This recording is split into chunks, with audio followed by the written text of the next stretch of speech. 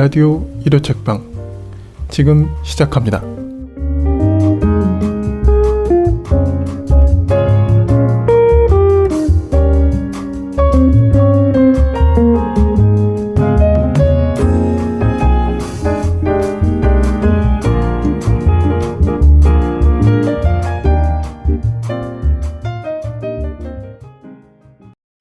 안녕하세요, 불곰PD입니다. 안녕하세요, 제이입니다. 안녕하세요, 헤이입니다. 네, 오늘은 저희가 인트로 좀 같이 좀 이야기해보고 싶은 기사를 제가 하나 가져왔는데, 네, 지금 저희가 녹음 누르기 전부터 시동이 걸렸어요. 네, 이 기사를 사실 이제 이 방송이 나가는 시점으로 봤을 땐 더 좀 시점이 지난 이야기이긴 한데, 사실 어떤 시의적인 유효성이 좀 있는 그런 이야기가 아니기 때문에, 네, 이야기를 좀 같이 해보면 좋을 것 같은데요. 얼마 전에, 네, 고은 씨가, 네, 씨라고 하겠습니다. 네, 고은 씨가 또 이제 스리슬쩍 사과 없이 복귀하셔가지고, 네, 굉장히 지금 뜨거웠고요. 네, 그래서 실천문학사라는 출판사에서 고은 씨의 대담과 시집을 2권을 갑자기 훅 내놓으면서 논란이 계속되고 있습니다. 기사도 한번 공유해드렸고, 뭐 이미 다 잘 아시는, 두 분이 잘 아시는 이야기이기 때문에, 뉴스페이퍼라는 문학 전문 언론이 있는데 거기서 설문조사도 돌렸어요. 응답자 총 2,400여 명 중에 2,407명이 네, 적절하지 않다, 네, 복귀를 반대한다. 이건 뭐, 네, 너무나 명확한 일인데 왜 그럼에도 불구하고 고은 씨가 이렇게 2권이나 책을 사과 없이 낼 수 있나, 네, 그런 이야기입니다. 이 소식을 들을 때 좀 어떠셨나요? 혜인님, 저부터. 네, 하셔도 될 것 같습니다. 일단은 그러니까 그런 발상을 한다는 것 자체가 놀랍고, 이미 끝난 문제 아니었나? 하지만 끝나지 않았던 거였더라고요. 그러니까요. 네. 이렇게 우리가 어떻게 동시대 같은 사회를 살고 있는데 이렇게 다른 감각을 가질 수가 있나 모르겠어요. 제가 출판계 안쪽에 있지 않고 시인이 아니어서 그 세계를 몰라서 그런 건지, 한 명의 그냥 독자일 뿐이어서 조금 상식적으로 이해가 되지 않으면서도 한편으로는 이런 생각도 들어요. 이제 제가 일하고 있는 곳에서 제가 되게 오래된 책이 많다 보니까 1980년대나 90년대 시집을 보게 된단 말이에요. 제가 이제 책을 큐레이션 해야 되는 것 때문에 이렇게 우연히 펼쳐보면 진짜 깜짝깜짝 놀라거든요. 이게 시야? 이런 생각이 드는 정도의 민망하고 수준이 낮으며, 이거를 지금 시의 정신을 발현한 나의 창작의 어떤 마음이라고 생각하면서 시를 썼나라고 싶을 정도로 여성의 성에 대한 대상화와 남모르는 여성과 잔얘기, 뭐 이런 거가 다 시의 소재이고 창녀죠. 뭐 그런, 네. 그리고 뭐 지나가는 여성의 어디를 내가 봤는데 뭐 따먹는다, 뭐 이런 식의 표현이 막. 근데 놀라운 거는 제가 누구라고 밝힐 수도 없고 밝힐 필요도 없는 게 너무 많아서 한 명이 아니라 지금도 그분들이 원로로서 시집을 내요. 그러니까 그런 맥락에서 이해를 해보면 놀랍지가 않을 수도 있겠구나. 그 세계에선 되게 당연한 거죠. 그러니까요. 네. 그러니까 이런 시를 냈으면 당장 부끄러워서 그 시집들을 폐기하고 이제 시를 그만 쓰셔야 하지 않나라고 싶을 정도의 시들이 엄연히 지금도 있는데, 또 계속 시를 써서 시집을 또 내고, 출판사들도 지금도 그런 시를 쓰는지 사실 관심도 상관도 없어요. 근데 그러지 않을까라는 생각이 드네요. 이 한 분으로 인해서 되게 상징적인 사건이라는 생각이 들고, 뭐 되게 놀랍거나 되게 특수한 일이 아닐 수 있겠구나. 내가 모르는 어떤 시인, 어떤 작가, 어떤 세계 속에서 이미 그냥 너무 당연하게 또 일어나고 있는 일인데, 고은이라는 너무나 유명하고 어떤 좀 회자될 만한 그런 작가여서, 시인이어서 알게 된 것이 아닌가 그런 의심이 좀 들었습니다. 되게 차분하게 꾹꾹 눌러서. 근데 저는 그냥 이런 걸 보면은 그냥 수치스럽고 결국에는 뭐 앞에서 이 에피소드가 다음 에피소드죠. 공감의 반경 다음이죠. 그렇죠. 까무치나서 그렇죠. 네. 그 뭐 여러 얘기들을 저희가 뭐 팟캐스트에서도 했었지만 사실 저는 한국 사회만은 아니겠죠. 근데 우리가 지금 처한 상황이 몹시 불균형적이고 해결될 문제들이 너무 많다. 평온하지 않다. 평화롭지도 않고. 그래서 이런 걸 볼 때 이런 걸 너무 당연하게 생각하는 게 사실은 뭐 문학계만이 아니라 정치계도 사실 거의 비슷하고 이러는데 저는 좀 사람들이 너무 거대 서사 막 정치적 입장은 뭔가 더 훌륭한 것 같고 그리고 뭔가 수상 막 예를 들면 뭐 노벨 문학상 이런 거 받는 위인은 좀 실수해도 될 것 같고 이런 식의 접근들을 하는데 저는 그런 옛날 사고관이라고 보거든요. 세계관 그런 걸 지금도 아직도 지키려고 하나라는 의구심이 들면서도 지키려고 하는 사람들이 생각보다 많구나라는 생각을 하면서 저는 이런 거는 뭐 철저하게 뭐 불매하고 책 버리고 그 출판사를 아예 증오스럽게 생각하고 그 관련된 책은 거래 막 닫는 서점들이 생기고 하는 걸로 철저히 보복하는 수밖에 없는데 전 그래도 희망적인 게 성별 그리고 연령대별로 이미 분단이 한번 일어나가지고 문학 읽는 이제 독자들도 마찬가지고 그래서 그렇게 조금 분리는 되는데 이 사건 때문에 다시 한번 소위 말하는 약간 뭐 순문학이다 시가 그렇게 취급되니까 그런 쪽에서 아직도 원로급 또는 뭐 40, 50대 남성 위주의 뭐 편집장이든 뭐 이런 사람들이 이런 선택들과 행동에 대해서 옹호하고 변호한다는 게 아직도 나랑 생각이 다른 사람들이 그렇게 많구나. 그리고 부끄럽다. 막 이런 여러 생각이 들지만 좌절하지는 않습니다. 익숙해졌거든요. 이런 인물들이 한두 명이 아니고 그래서 막 좌절하는 건 아닌데 다짐을 하죠.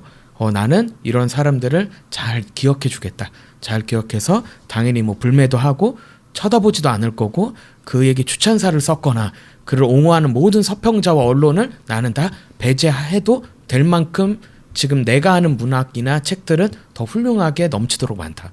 그게 저는 뭐 다짐으로 이어지지 막 좌절은 아니었는데 짜증은 나고 네, 그렇게 봤습니다. 힘이 좀 빠지죠. 그렇죠. 혹시나 해서 고은 시인이 무고하다 뭐 이런 생각을 가지신 분이 혹시 계실까봐 재판 결과를 말씀드리면 2019년에요 이미 서울 고법 민사 13부에서 이것도 웃겨요. 고은 시인이 저기 손해배상 소송 청구를 냈어요. 최영미 시인께.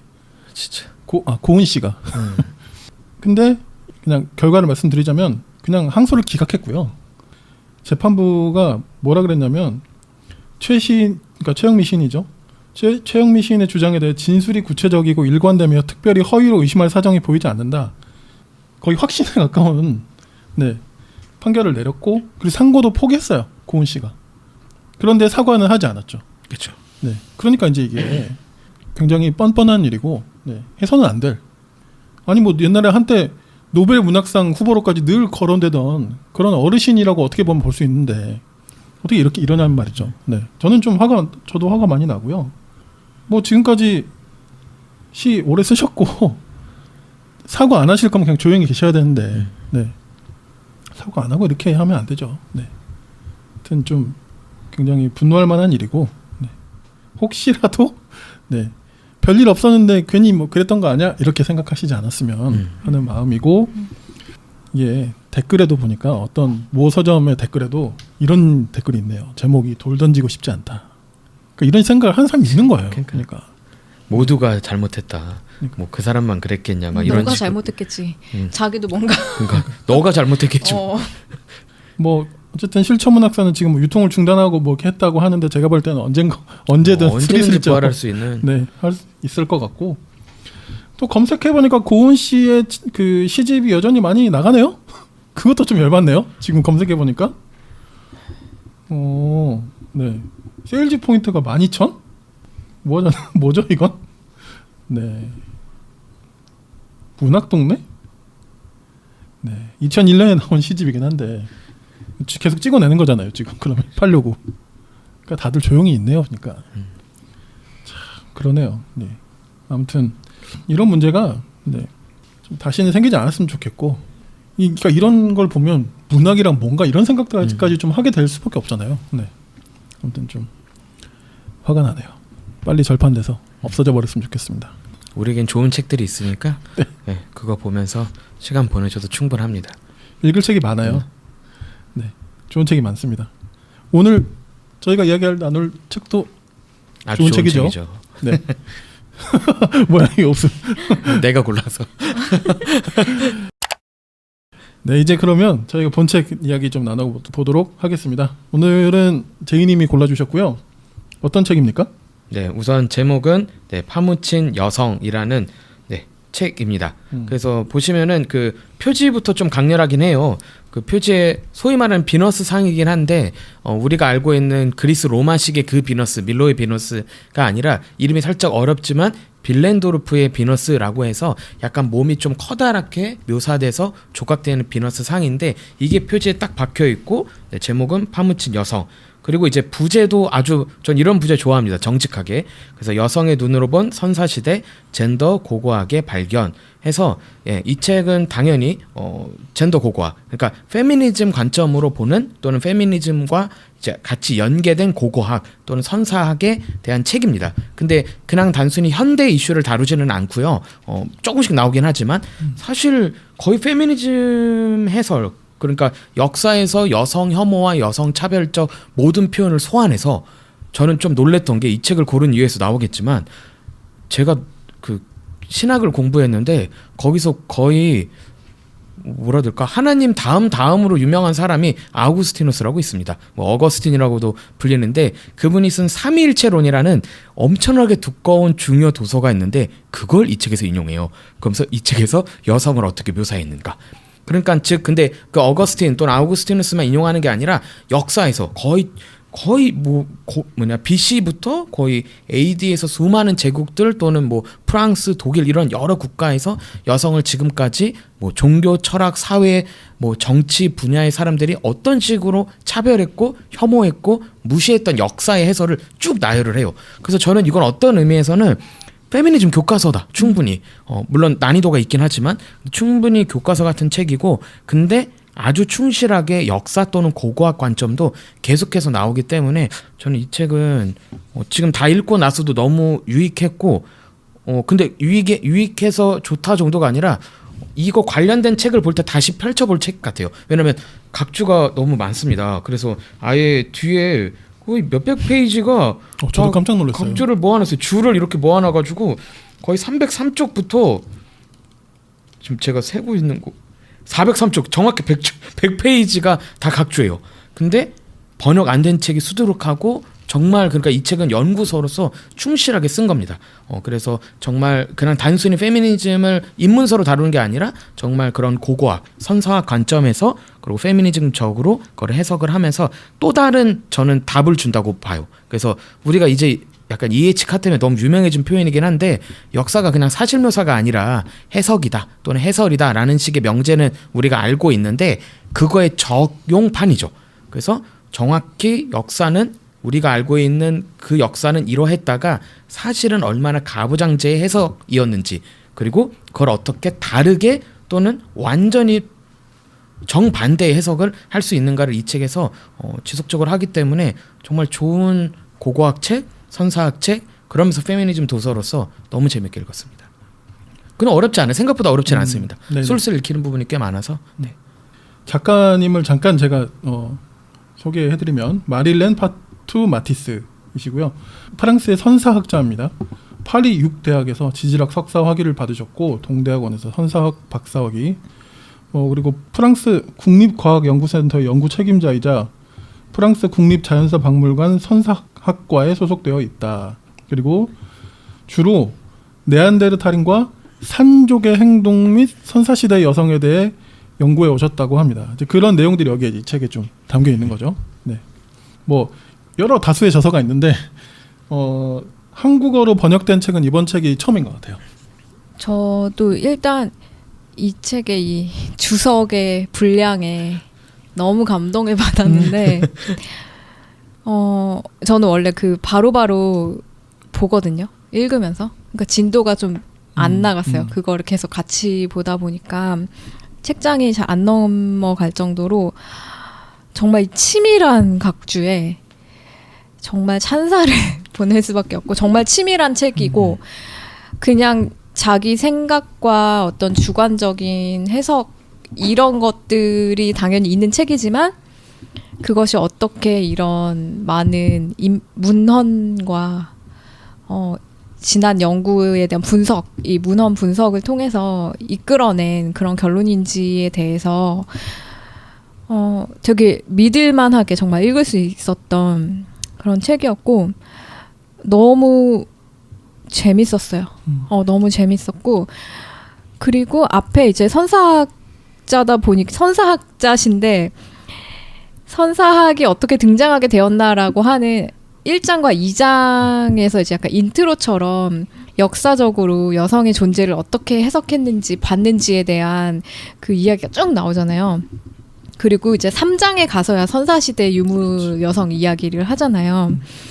그러면서 1장, 2장에서의 그런 편견들이 어떻게 쌓여왔고 역사적으로 어떤 해석에 근거해서 그 잘못된 해석이 또 잘못된 해석을 낳고 이거를 치밀하게 이렇게 파헤쳐 가면서 맨 마지막 장이 끝없는 저항이란 말이에요. 저는 이 구조가 너무 완벽하다는 이 책의 구조가 너무 완벽하다는 생각을 했어요. 그래서 1장에서 3장까지는 조금은 건조할 수 있는 문헌 연구라면 그 유물과 문헌 충실하게 너무 충실하게. 빌더. 근데 이거를 다 따라가서 4장 정말 4장 인트로 첫 문단의 마지막 문장이 전 정말 너무 여기서부터는 너무 감성을 건드리더라고요. 앞엔 지성적으로 엄청 이렇게 쌓아 올리다가 225쪽부터 226쪽에 여성들이 자신을 정당화하려는 똑같은 성향에 늘 사로잡힌 것처럼 보이는 것은 지배당하고 억압받는 사람들의 증상을 반영한다. 부당하다는 느낌은 정신적으로 나쁜 영향을 주어 압제 구조를 살찌운다. 그렇기에 여성과 남성 모두 이러한 영향을 떨쳐버릴 때가 되었다. 이 얘기를 하시려고 앞에 다 쌓으신 거예요. 그러면서 역사적으로 어떻게 그 저항을 했는지에 대한 그 기록을 이제 간략하게 남기시면서 결국에는 새로운 여성 서사에 대한 비전을 제시하시면서 이 책이 끝나거든요. 그래서 제가 앞에 책이 좀 밋밋했다면 이 책은 깜짝이야. 네네. 이 책은 진짜 완벽한 구조에 거의 완벽한 책이다. 정말 감탄을 금치 못하면서 읽었고 그러면서도 제 어떤 파토스 다 건드려. 건드리면서 끝나는 완벽한 책인 거예요. 진짜 왜냐면 챕터마다 시작되는 문장도 좋고 인용구가 그러니까 뭐 예를 들면 끝없는 저 한 4장은 프리다 칼로 인용을 해요. 근데 그렇죠. 딱 짧게 하지만 누가 폭풍을 피해서 살고 싶겠어요. 딱 그러니까 그 심정적인 걸 딱 인용을 하고 그러면서 그 내용을 또 되게 담담하게 어쩌면 좀 묵직하게 담아내는 방식이 그래서 저도 자꾸 이게 건조하게 읽다가도 약간 뻐렁친다 그래야 될까? 갑자기 가슴이 웅장해지면서 이거 너무 아름답고 멋지다. 왜냐면 그러니까 저는 사실 그런 걸로 공부를 하잖아요. 보통 섹슈얼리티라고 하는 생물학적 성하고 젠더랑 다르다. 이 정도는 이제 대충은 아는데 근데 사회적으로 만들어낸 이 젠더라는 뭐 남성성, 여성성이 그냥 있냐가 아니라 이게 지금도 우리를 계속 영향을 주고 이 가운데서 현대 문화가 막 만들어지고 재생산이 계속 된단 말이죠. 그러니까 어쩌면은 뭐 페미니즘이든 어쩌면 뭐 인류학에 대한 재해석을 할 때는 그 젠더가 건드려지는 거죠. 그리고 다시 한번 거기서 질문들이 가해지는데 이 책은 그 구조가 완벽한 거예요. 그대로 굳이 가요. 그러니까 처음에는 그냥 선사학 책인가 보다 그러고 보게 돼요. 그래서 뭐 유적 얘기 나오고 그러다 갑자기 역사를 통과해. 그래서 막 고대 해석들부터 막 그리스 철학자 다 나오고 막 쭉 오면 현대 거의 근대 다 와서는 갑자기 이제는 그 소위 말하는 제가 볼 땐 그 젠더상을 다시 그려내는 거죠. 어떤 젠더를 그려왔었는지. 그렇지만 중간중간에 그거에 근거가 되는 증거들과 유적들 어쩌면 앞부분에 조금은 전문적인 이야기인데 그게 얼마나 근거 없이 해석됐는지 그래서 그걸 총공격하면서 지금까지 쌓았던 여성사 농부하고 뒤치다거리고 중요한 일을 하지 않았던 고대부터 지금까지의 여성이라는 개념을 하나씩 다 와해시켜버리는 거예요. 그래서 그럴 때 그 희열이 그러니까 대체 서사가 필요하다는 말은 저는 많이 들었고 하기도 하는데 얘가 완벽해. 그러니까 이거를 읽은 사람이 그려내는 인류에 있었던 여성을 그려내는 방식하고 교과서에서 본 여성은 다른 거의 존재 같은 거죠. 수동적이지 않고 능동적이고 저항하고 그리고 지금도 저항해야 하는 약간 그런 흐름들이 되게 거대 서사 같거든요. 근데 되게 또 미시적인 부분 다 건드려져서 이게 역사책이다. 그러니까 정말 1, 2, 3장을 읽으면 사실 저는 여성의 입장에서 조금 힘 빠지는 부분도 있었어요. 왜냐하면 이 내용이 너무 구구절절 너무 팩트인데 그 팩트가 무슨 팩트냐면 지금 2023년에 사는 제가 당하고 있는 어떤 편견과 그런 못 들을 말과 뭐 그런 납득할 수 없는 어떤 사고방식이 이렇게 긴 시간 동안 쌓여온 거였다고? 인류 역사예요 거의. 그게 너무 약간 조금 막막한 거예요. 이게 무슨 뭐 1000년, 2000년 얘기가 아니라 100년, 200년. 선사시대라고? 정말. 근데 이제 여기서의 되게 중요한 점은 선사시대에 그랬다는 게 아니라 그렇지. 포인트는 19세기 해석이 문제인 거잖아요. 그러니까 잘못 읽으면 뭐야 선사시대부터 이게 계속 쌓여왔던 편견을 내가 지금도 당하고 있는 거야가 아니라 어떻게 보면 여기의 결론은 선사시대에 그렇게 남성은 그렇게 활동적이고 여성은 뭐 동굴 안에서만 그렇게 양육하고 이런 거라는 거를 확증할 수 없는 만큼 여성의 다른 해석도 가능하다는 그런 거잖아요. 그것 또한 확신할 수 있는 해석이 아니다. 그것만큼 다른 해석도 가능하다는 가능성에 대해서 얘기하면서 그런데 너무 이 책이 소중한 게 하지만 지금 현실적으로는 그 잘못된 해석 위에 또 더해진 또 해석에 또 그 해석들이 지금 현대 사회에서는 그냥 전 지구적으로 너무 굳은 편견이 되어버렸잖아요. 당연한. 너무 화석화되었잖아요. 그래서 진짜 현실에서 저도 그런 얘기를 들어요. 뭐 어떤 얘기 진짜 잊을 수 없는 얘기 중에 여성은 유리처럼 연약해서 보호해줘야 된다? 유리에 베어 보이시지 않았네. 저는 무슨 개소리야 이러는 무슨 소리지? 저런 소리 왜 하는 거지? 근데 너무 여기 다 써 있는 거예요. 그게 저분의 생각이 아니라 이미 저기 누구셔?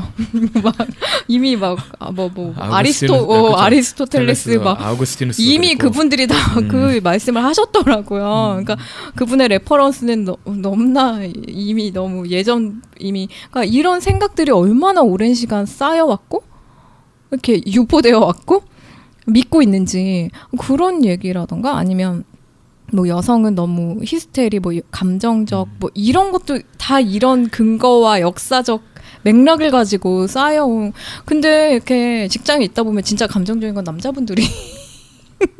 이거는 정말 편견이라기보다는 약간 통계적 사실에 입각하여. 그렇다고 봅니다, 저도. 저는 정말 통계를 내라고 한번 사회학적 연구를 정말 진지하게 한번 해봤으면 좋겠어요. 그러면 이만한 분량의 저기 한 200페이지에서 젠더 사회학, 여성학이죠.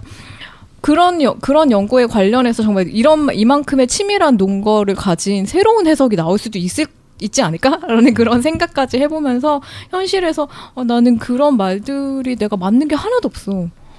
납득할 수 있고 수긍할 수 있는 게 너무 하나도 없고 오히려 그 반대인 게 더 많은 것 같은.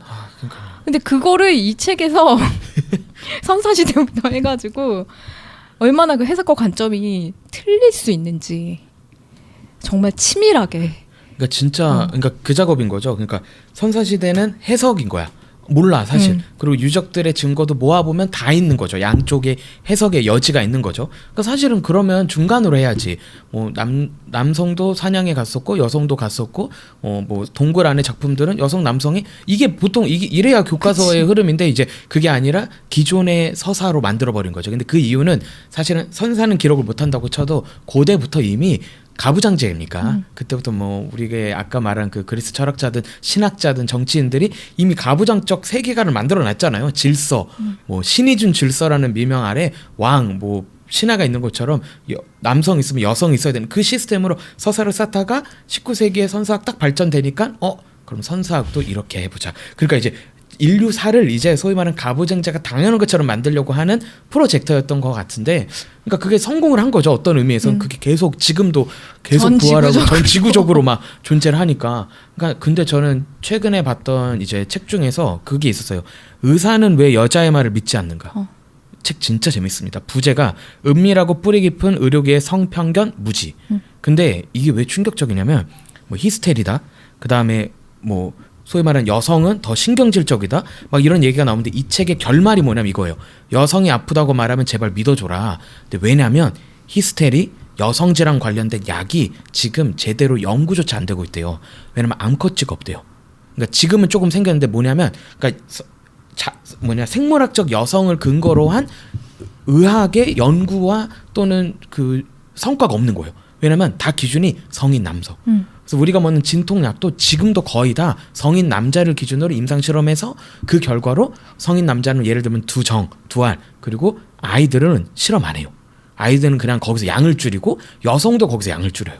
그러니까 제대로 된, 그러니까 소위 말하는 뭐 여성들이 갖고 있는 뭐 여러 가지 두통, 뭐 여러 가지 통증들이 있고 그런 고통이 있으면 그게 진짜 존재하는 거야. 왜냐하면 치료를 지금 못 받은 거죠, 제대로. 그래서 그런 식으로 뭔가 우리가 만든 문제인데 그거가 마치 원래 여자는 그래, 원래 질서는 그랬어, 원래 역사는 그랬어라는 식으로 우리가 자연스럽게 받았는데 자연스럽지 않은 거죠. 지금 우리가 먹고 있는 대부분의 약의 역사가 100년도 안 됐는데 그냥 거기서 여자가 도태되고 기억되지 않았을 뿐이니까 참 그런 게 소름 돋는 것 같아요. 그래서 이 책에서도 히포크라테스가 되게 소환이 많이 되잖아요. 그래서 여기 보면은 여성의 질환은 여성의 본질 자체에서 발생하는 것으로 봤으니 무슨 연구가. 그렇죠. 쟤는 원래 그래 이런 식으로. 그냥 원래 히스테리가 있고 여기 되게 진짜 나 이 단어에 동그라미를 쳤는데 수세기 동안 여성들은 영원한 병자로 여겨졌다는 이 말이 정말 어처구니가. 그러니까 병자니까 저렇게 하는 거지. 원래 원래 여성은 병자인 거야. 병자로 태어나서 저렇게 히스테리 있고 저렇게 저런 건 그러니까 그 본질이야.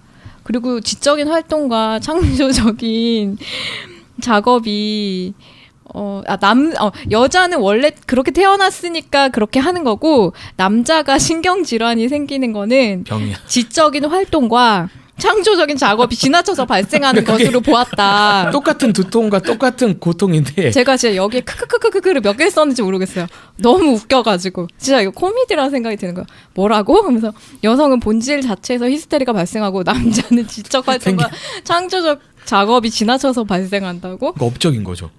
그러니까 이게 17세기 초까지도 이런 생각을 하면서 사실 17세기가 뭐예요? 19세기, 20세기 프로이트 뭐 다 이 맥락 속에서 다 똑같죠. 그 환자를 받고 여성 환자를 그렇게 대한 거니까 무슨 연구가 일어나서 약이 있겠습니까? 그렇죠. 기독교에서 성경을 보는 것도 예를 들어서 종교개혁 시대의 어떤 렌즈를 통해서 봤을 때 오는 왜곡, 현대 신학이나 현대 신앙 교회 그냥 실제적으로 그 우리가 있는 그 신앙의 바운더리에서 통용되는 그 관점에서 봤을 때 보는 성경 이게 다 너무 다르고 왜곡이 심하잖아요. 근데 그런 얘기들 그래서 역사적 연구가 나중에 생기고 약간 그런 것도 좀 생각이 났어요. 그러니까 진짜 그러면 선사시대로 가보자. 진짜로 그런가? 진짜 그 문명과 해석이 깃들기 전 시대에는 진짜 어떠했는가? 잘 알 수는 없는데 그때의 고고학적으로 그런 나온 그런 자료들과 그런 발굴된 것들을 토대로 진짜 그냥 뭐랄까 선입견을 최대한 배제하고 보자 했을 때 그런 차별적인 요소를 굳히기로 들어갈 만한 것이 딱히 없다 거잖아요. 네네. 근데 이게 너무 저는 중요한 맥락이라고 생각이 들고, 네. 저도 아까 허무하다고 하셨는데 저도 어떤 의미로는 저도 좀 허무해요. 네. 이렇게 그냥 그 남성 권력에 의해서 작동된 해석의 기제가 수천 년 여성들을 괴롭히고 수천 년이 뭐야? 죄송합니다. 선사시대 몇만 년? 수천 년이 뭐야? 그러니까요. 네. 그러니까 이게 좀 허무해요, 진짜. 이게 뭔가 싶기도 하고, 네. 그런 의미에서 이 책이 이야기해 주는 게 얼마나 사실 혁명적인 뭔가 근원적이고 혁명적인가, 네, 그런 생각을 저도 좀 하게 됐습니다.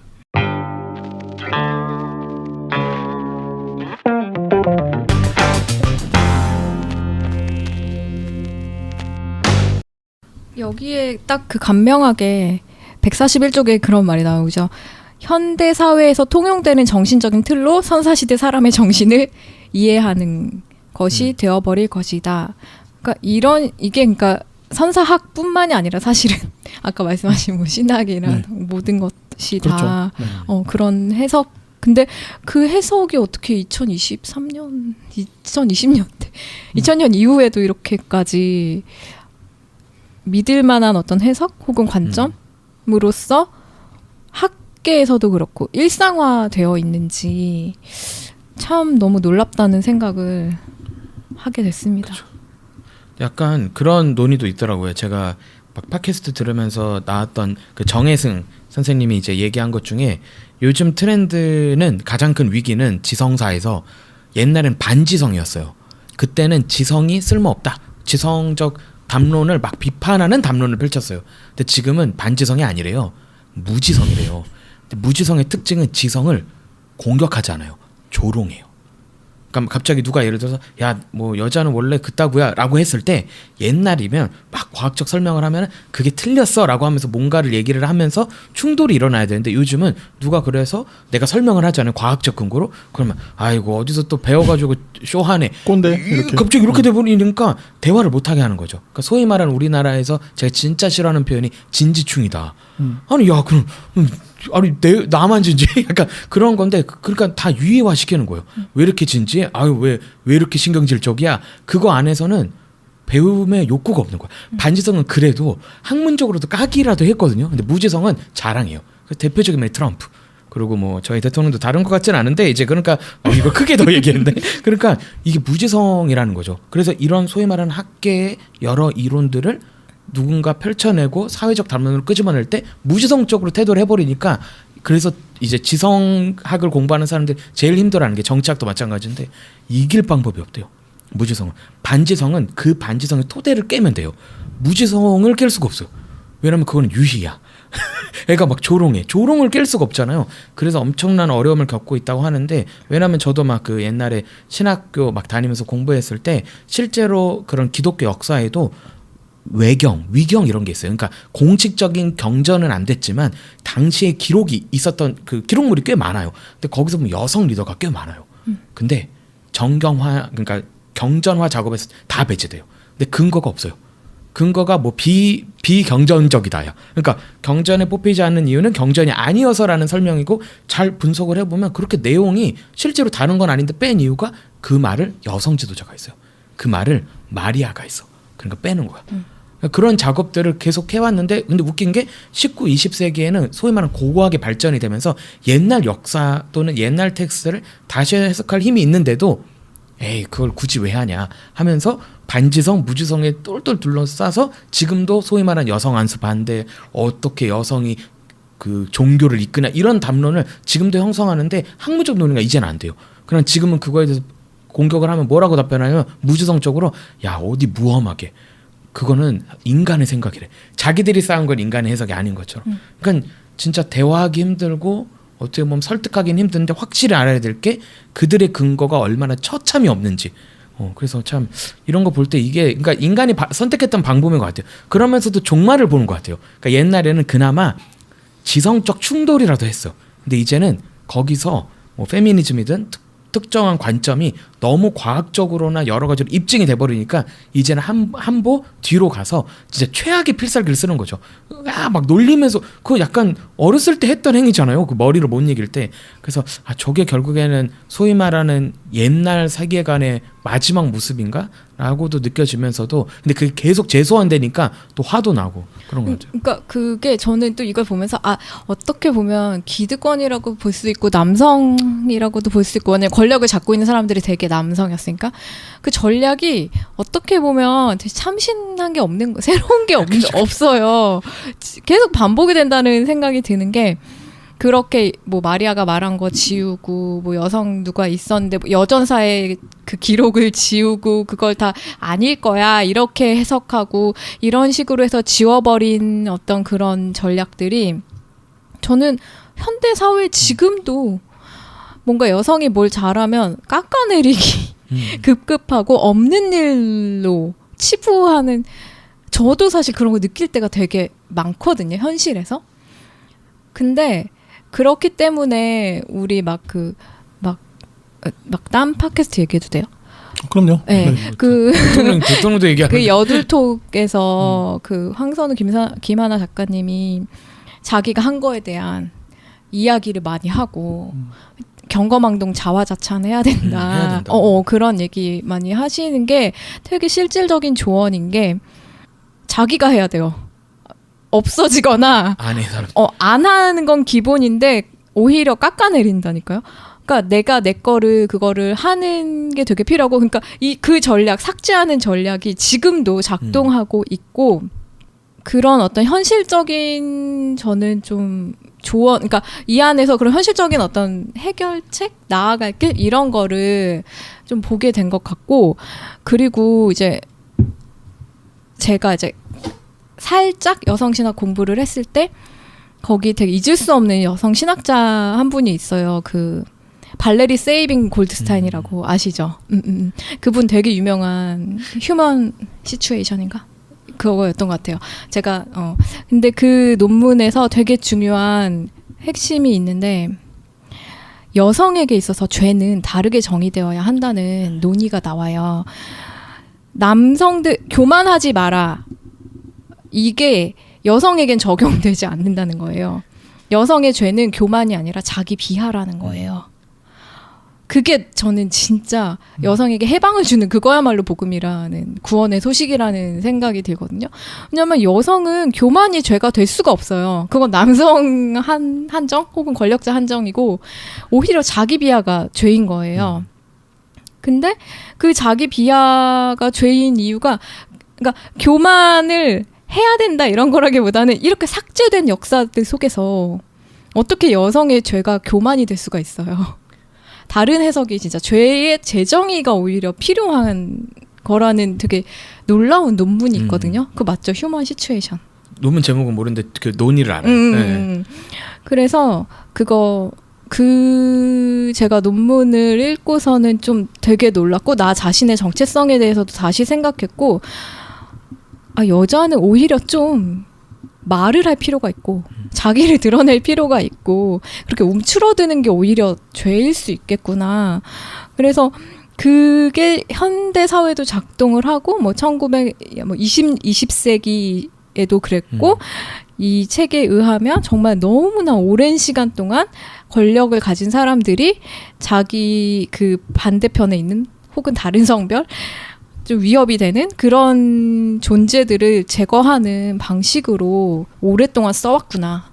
그거를 다시 한번 확신하게 된 이런 두꺼운 각주로 든든한 지원을 받으며 깨닫게 된 그런 전략이에요. 그 전략을 알 때 나 자신을 좀 더 건강하고 당당하게 좀 설 수 있는 그런 또 해결책이나 실마리를 좀 찾아낼 수 있지 않을까, 각자의 삶의 자리에서. 그런 생각을 하면서 이거야말로 정말 치밀한 연구서지만 한편으로는 되게 실질적인 그쵸. 도움을 받을 수 있는 여성에게 그런 책이었어요. 휴먼 시츄에이션 맞고요. 그리고 A Fame in View 해가지고 네네. 시카고 프레스. 한국의 번역은 됐나? 한국에 번역된 책이 하나 있었어요. 여성의 성스러움이라고. 이런 논문들 번역한 책이었는데 지금은 충남대 그런 거 이제 절판 출판부에서 만들었었는데, 저도 근데 이거 PDF로 구글에서 맞아 지금 저도 볼 수 있습니다. 책의 내용도 그렇고, 그러니까 이게 적용 지점부터 여러 가지를 생각하게 되더라고요. 그러니까 당연하게 생각한 것들에 대해서, 그러니까 당연하게 우리가 그려낸 옛날에 소위 말해서 가정은 당연한 것이었고 국가도 당연한 것이었고 우리 민족은 당연해. 근데 역사 공부하다 보면 민족도 그렇고 국가도 그렇고 가정 시스템조차도 우리가 생각하고는 엄청 달랐어요. 심지어 막 종교가 있는 사람들이 아무리 가정 제도가 중요하다고 얘기하지만 진짜 그 종교에 정말 모태로 돌아가서 다시 한번 보면은 그 당시 성 개념하고 우리 성 개념하고 너무 다르단 말이죠. 어떻게 보면 현대인의 관점에선 되게 자유로워 보일 정도로 성적으로 열려있단 말이죠. 창세기만 해도 그렇거든요. 첩을 받아들이고, 그리고 그거를 물건처럼 주는 행위, 이런 게 당시에는 우리 감각하고 너무 다르니까. 그러니까 당연한 것은 없는데 이제 우리도 모르게 지금 가르쳐지고 뭐 교과서에든 매체든 이런 데서 가르쳐지는 게 뭐 가족이 있어야 행복하다. 혼자 살면 뭐 나중에 늙으면 불행하다. 나는 그 프레임을 그냥 강화시키는 도구이지 근거는 사실 그건 해석이니까. 그런 측면에서도 계속 생각할 지점을 주는 책인 것 같아요. 확실하게. 그리고 이제 저는 전쟁사 관련돼서도 그러니까 막 우리가 소위 말하는 전쟁은 막 엄청나게 우아하고 영웅적인 행동이다라고 막 이제 선전을 하잖아요. 지금은 좀 덜하지만 근데 최근에 저도 본 영화가 서부전선은 없다라는 영화가 있는데 그게 이제 세계 1차 대전의 독일 배경 이야기인데 서부전선 이상 없다. 네, 근데 그게 최근 제목이 잠깐만 이거 확인. 넷플릭스 그거 말하는 거죠. 네네.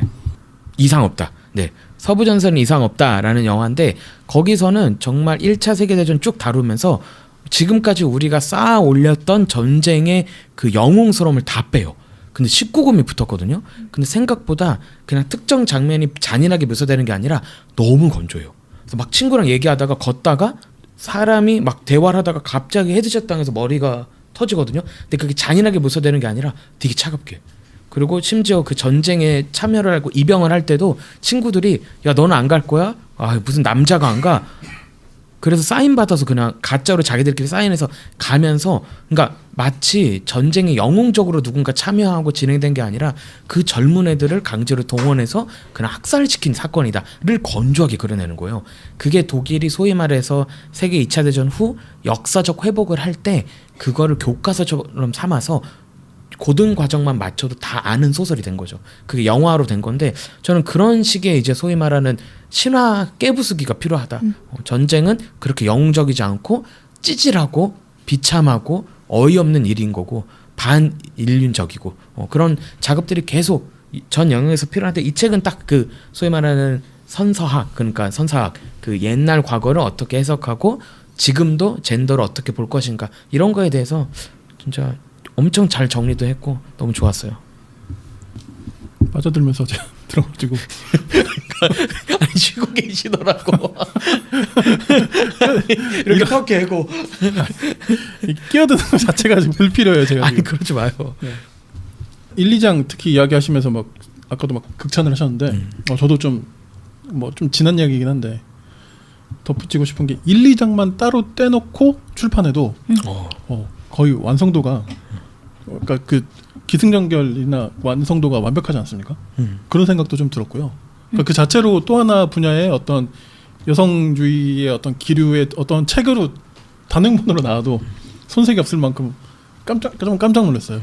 너무 간결하면서도 들어갈 게 다 들어가고 아까도 말씀하셨지만 그 구조 완벽한 구조다 극찬을 하셨고 네, 야 이런 글쓰기가 좀 쉽지 않다고 생각하거든요. 학문적인 어떤 치밀한 학문성과 그러면서도 파토스가 완벽하게 결합한 네, 그런 측면에서도 저도 참 네, 그러니까 근래 보기 드문 수작이다 이런 생각이 들고 프랑스 저희가 프랑스 여성 작가 분들의 굉장히 좀 많이 꽂히네요. 그러네요.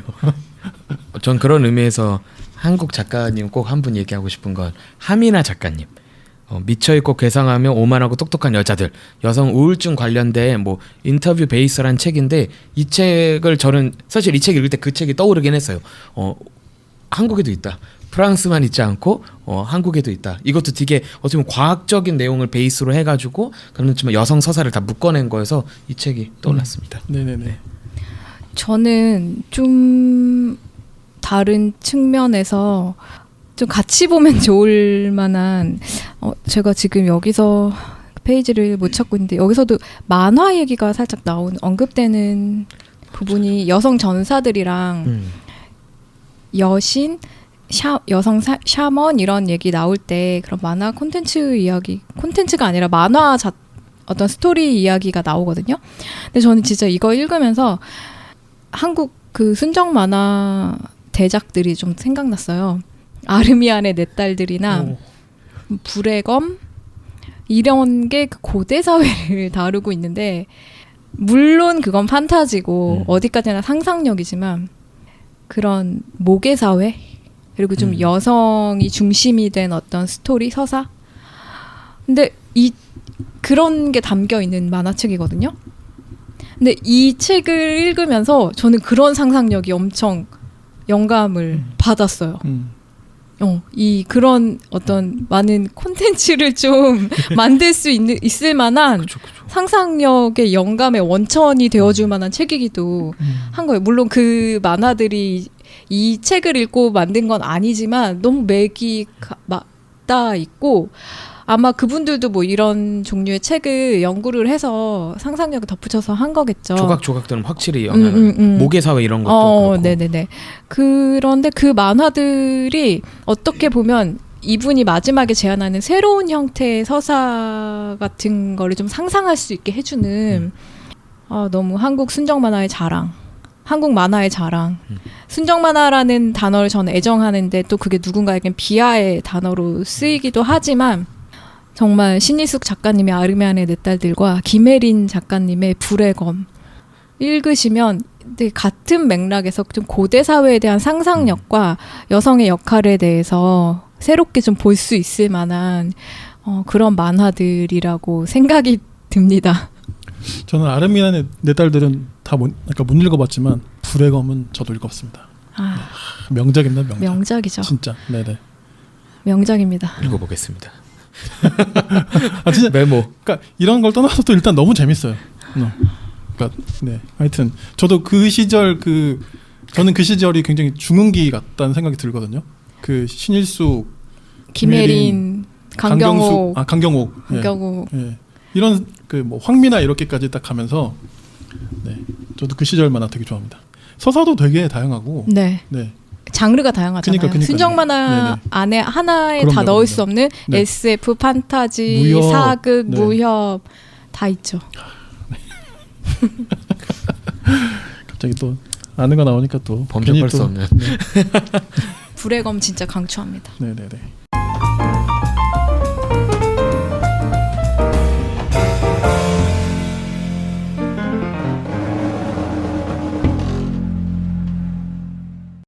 뭐 이 정도로 그러면 정리할까요? 네, 배고파요. 그러니까 네, 이제 마칠 시간이 된 것 같아요. 네네. 아무튼 네 프랑스 아니 에르노님부터 시작해서 네 제가 많이 배워갑니다. 막 이러고 성함이 어려워. 좀 두고두고 좀 많이 좀 읽히면 좋겠고요. 이 책은 네네. 진짜 네 아마도 그렇게 될 것 같습니다. 네 긴 시간 또 오늘 녹음하시느라 고생하셨고요. 저희가 이제 보통 모이면 2회차를 보통 많이 하고 오늘도 그랬거든요. 초반에 또 녹음 사고도 있었는데 네 개의치 않고 또 이렇게 잘 받아주셔서 감사드리고 네 오늘 하여튼 수고 많으셨습니다. 또 2회 연속 게스트로 또 이렇게 숨죽이며 계셨던 폴님께도 감사드리고 오늘 수고 많으셨습니다. 네, 수고 많으셨습니다. 네. 감사합니다. 감사합니다.